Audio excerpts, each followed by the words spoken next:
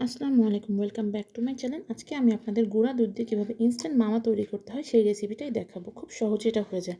পাত্রে আমি 1 কাপের মতো গুঁড়া দুধ নিচ্ছি, দিয়ে দিব 1/2 কাপ মতো লিকুইড মিল্ক, দিয়ে দিব 2 টেবিল চামচের মতো ঘি। আমি কিন্তু চুলার জালটা এখনও অন করি নাই। আমি সব কিছু খুব ভালো মতো মেখে পাতলা একটা ব্যাটার তৈরি করে তারপরে চুলার ফ্লেমটা মিডিয়াম টু লো হিটে রেখে এটা অনবরত নাড়াচাড়া করতে হবে। স্ক্রিনে আপনারা দেখতে পাচ্ছেন। মাওয়া কিন্তু যেকোনো খাবারের স্বাদকে দ্বিগুণ করে দেয়।